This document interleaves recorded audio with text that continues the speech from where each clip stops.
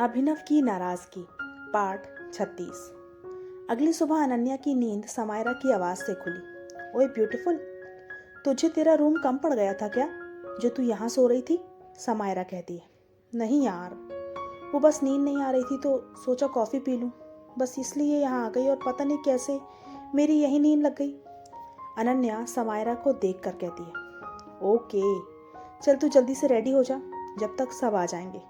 समायरा कहती है तो अनन्या मुस्कुराते हुए ओके बोलकर ऊपर अपने रूम में चली जाती है और समायरा भी ब्रेकफास्ट करने के लिए सबको बोलने चली जाती है। थोड़ी देर बाद सब ब्रेकफास्ट करके अंजना बीच घूमने के लिए निकल जाते हैं। पूरे रास्ते अनन्या अभिनव से बात करने की कोशिश करती है, पर हर बार अभिनव उसे इग्नोर कर देता, जिसे बाकी सब भी बड़े अच्छे से समझ रहे थे, पर कोई कहता कुछ नहीं, क्योंकि सब चाहते थे कि दोनों अपने बीच सब कुछ खुद सॉर्ट आउट करें और एक दूसरे की फीलिंग को समझें।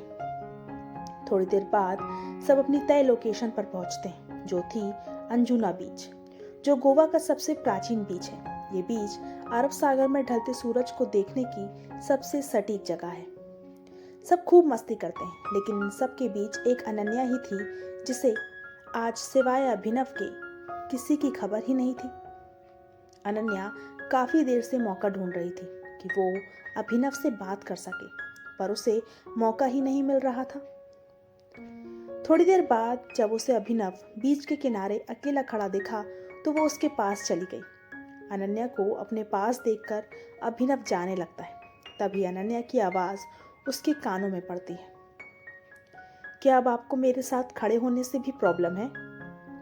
अनन्या की बात सुनकर अभिनव रुक जाता है तो अनन्या आगे कहती है, आप गुस्सा है मुझसे?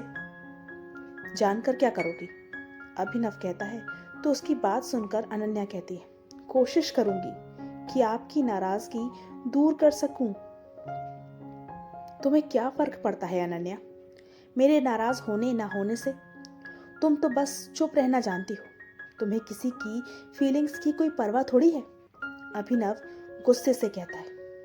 अभिनव की बात सुनकर अनन्या को गुस्सा आ जाता है और वो गुस्से से अभिनव के करीब जाकर कहती है, फर्क पड़ता है अभिनव, बहुत फर्क पड़ता है। नहीं सही जा रही आपकी नाराजगी, घुटन हो रही है, प्लीज ऐसे बिहेव मत कीजिए। अनन्या की बात सुनकर अभिनव हैरान था। जहां अनन्या की करीबी से उसे अजीब सी फीलिंग आ रही थी, वहीं अनन्या के उसे अभिनव कहने से वो बहुत हैरान था। आज पहली बार था जब अनन्या ने अभिनव को उसके नाम से बुलाया था। उसे कुछ समझ नहीं आ रहा था कि वो उससे क्या बोले। वो बिना कुछ बोले अनन्या को छोड़कर वहां से चला जाता है और अनन्या एक बार फिर उदास हो जाती है अभिनव के ऐसे बिना कुछ बोले जाने से। सब उन दोनों को ही देख रहे थे। बात ना बनती देख अविनाश कहता है, यार ऐसे तो ये लोग कभी भी कुछ समझ नहीं पाएंगे, लगता है हमें ही कुछ करना पड़ेगा। हाँ यार, इन दोनों से तो कुछ नहीं होने वाला, अब हमें ही कुछ सोचना होगा। समायरा कहती है तो अवनी मुस्कुराते हुए कहती है, आइडिया। क्या? सब एक साथ कहते हैं तो अवनी सबको अपने पास बुलाती है और कुछ बोलती है जिसे सुनकर सब खुश हो जाते हैं। वहीं अभिनव अपनी सोच में गुम आगे चले जा रहा था। तभी वो किसी से टकरा जाता है। ओह सॉरी, अभिनव माफी मांगते हुए कहता है।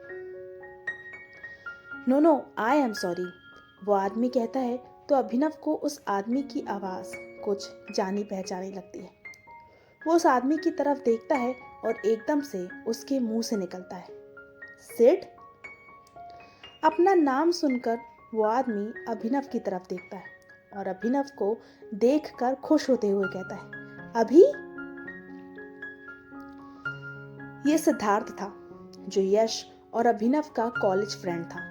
तीनों ही बहुत अच्छे दोस्त थे और हमेशा साथ ही रहते थे। पर फिर सिद्धार्थ के दादा की डेथ के बाद वो उनके बिजनेस को संभालने में लग गया था और आज इतने दिनों बाद वो अभिनव से मिल रहा था।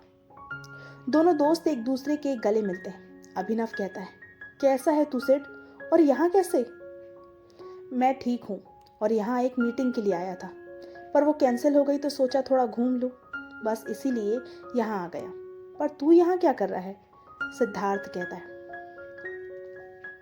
मैं भी यहाँ घूम नहीं आया था, इनफैक्ट सब आए हैं। चल मैं तुझे सबसे मिलाता हूँ। अभिनव मुस्कुराते हुए कहता है तो सिद्धार्थ ओके बोलकर अभिनव के साथ सबके पास आ जाता है। यश सिद्धार्थ को देखकर दौड़कर उसके पास जाता है और उसे गले से लगा लेता है। सिद्धार्थ भी यश के गले लग जाता है। तू कब आया सेठ, मैंने तुझे कितना मिस किया। यश मुस्कुराते हुए कहता है सॉरी यार, बिजी हो गया था, माफ कर दे। सिद्धार्थ कहता है चल कोई ना, आ मैं तुझे किसी से मिलाता हूँ। यश मुस्कुराते हुए कहकर सिद्धार्थ को अपूर्वा से मिलाता है, फिर बाकी सबसे भी। फिर वो सिद्धार्थ को समायरा के पास ले जाता है मिलाने के लिए। पर जब सिद्धार्थ और समायरा एक दूसरे को देखते हैं तो दोनों एक दूसरे को देखकर हैरान रह जाते हैं, पर कहते कुछ नहीं। अवनी मुस्कुराते हुए कहती है ओके, तो सब हैं तो क्यों ना हम कोई गेम खेलें। वाई नॉट अवनी, पर हम खेलेंगे क्या। यश कहता है तो धानी कहती है बास्केटबॉल खेलें। हाँ, और बॉयज वर्सेस गर्ल्स की टीम होगी। ऋतिक कहता है तो सिद्धार्थ खुश होकर कहता है वाओ दैट्स ग्रेट। सब बास्केटबॉल खेलने के लिए मान जाते हैं। अब सब लड़कों की एक टीम और लड़कियों की एक टीम थी और नंदिनी दोनों टीम्स के नंबर काउंट कर रही थी। 5 राउंड होने का तय था। पहले राउंड में बॉल सिद्धार्थ लेता है और ड्रिबलिंग करते हुए बास्केट की तरफ जाने लगता है। तभी समायरा उसके पास बॉल लेने आती है। सिद्धार्थ समायरा को देखकर आई विंक करता है, जिससे समायरा एकदम बुत बनकर खड़ी हो जाती है और सिद्धार्थ समायरा के बगल से निकलकर अविनाश को बॉल पास करता है और सारी लड़कियां उसके पास जाती हैं। तो अविनाश ड्रिबलिंग करते हुए यश को बॉल पास करता है। फिर यश बॉल को ड्रिबलिंग करते हुए बास्केट में डाल देता है और इस तरह से पहला राउंड लड़कों की टीम जीत जाती है। सारे लड़के खुश होते हैं, वहीं लड़कियां अपने मुंह बिगाड़ लेती हैं। क्या सैम, तू इतना अच्छा उस सिद्धार्थ को रोक सकती थी, पर नहीं, तूने कुछ नहीं किया। धानी मुंह बनाकर कहती है तो समायरा कहती है मैं क्या करती यार, उसने मुझे। खैर छोड़, अगला राउंड हम ही जीतेंगे। हाँ, इन लड़कों को तो अब हम बताएंगे अपनी एक जीत से कितना खुश हो रहे हैं।